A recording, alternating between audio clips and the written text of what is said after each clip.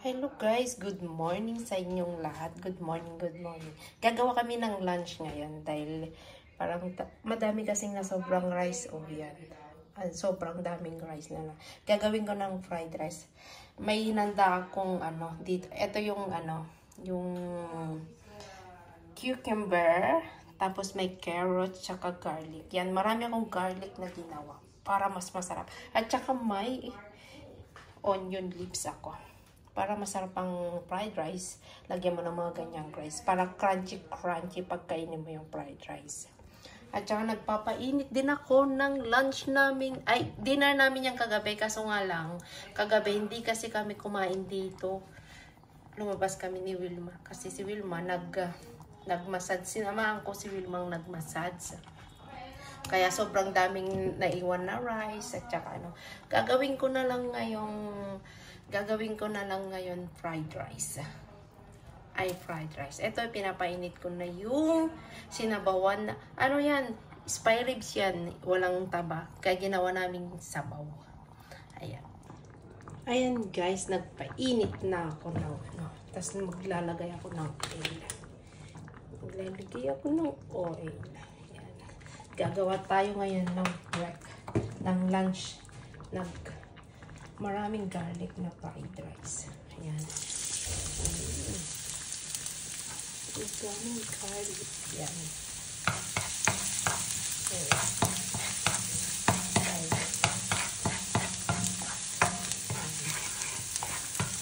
Ipo-brown natin ng konti para mas masarap yung bango.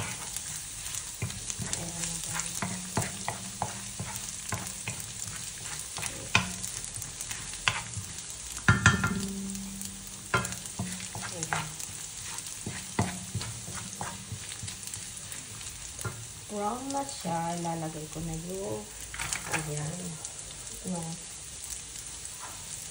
carrots. Para crunchy-crunchy kapag kumain ka ng garlic, ng fried rice.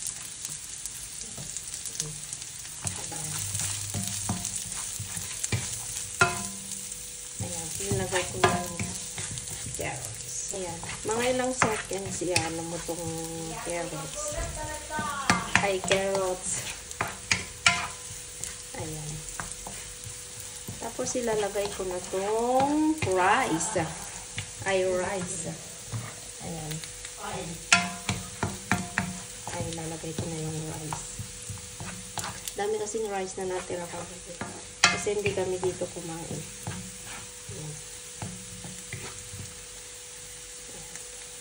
Pwede ko nang ilagay yung rice, guys. Oh my gosh. Ilagay ko na lahat. Ang dami. Yan. Ang dami.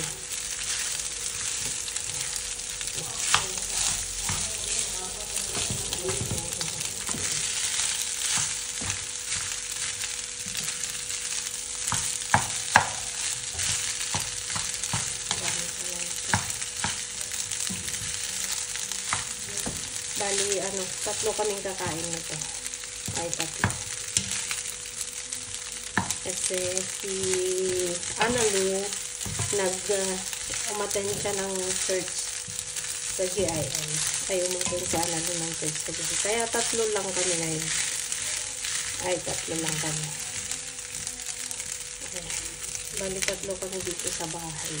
Kaso nga lang, si Wilma kasi, nag-indeng si Wilma. Kaya Sabado lang nandito. Linggo lang pala. So, linggo. Linggo lang. Ang dami na. Ang dami rice.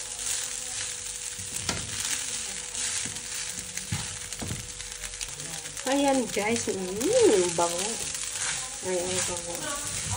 Naglagay ako ng carrot para mas maganda kasi, mas masarap kasi yung crunchy bang fried rice ang kakainin. Ayan. Ayan, diba? Matagal na akong hindi nakakain ng fried rice. Matagal na akong hindi nakakain ng fried rice. gumawa din ako. Ayan, lalagyan. Ay, ito kasi hindi masyadong maalat ang mga asin dito. Ay, hindi maalat masyadong mga asin dito. Kahit medyo mapadami ang mailagay mo, okay lang.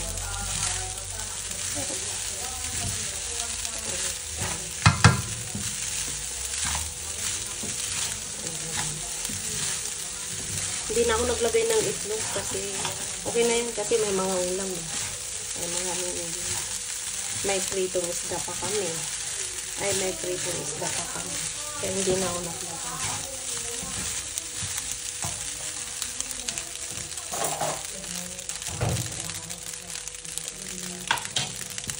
Sarap. Ang sarap. Asin lang linagay ko. Pero, depende sa inyo kung anong gusto nyo. Pwede din lagyan ng soy sauce. Pero ako, asin lang. Ay, asin lang. Ay, asin lang. Pwede na.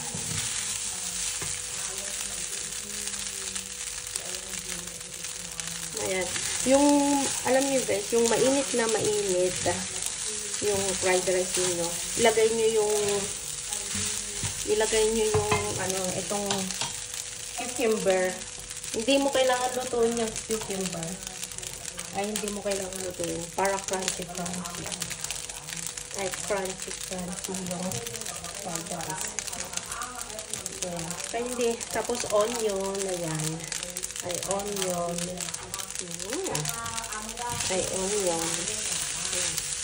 Habang mainit, minimix nyo. Para ano.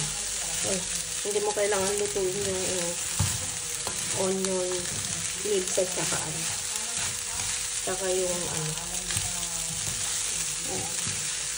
ay hindi kailangan lutuin yung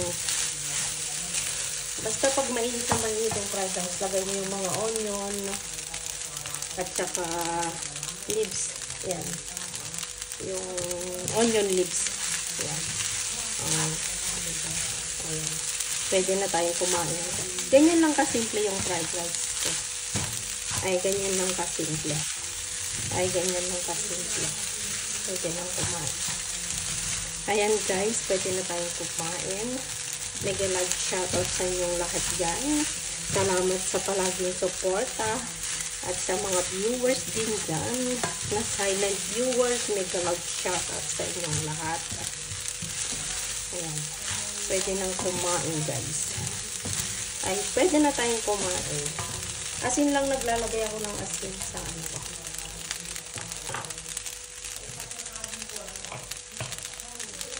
Ayan. Shoutout sa inyong lahat dyan guys. Salamat ng marami. Ay, salamat. Tayo'y kakain na. Bye-bye. Salamat sa lahat.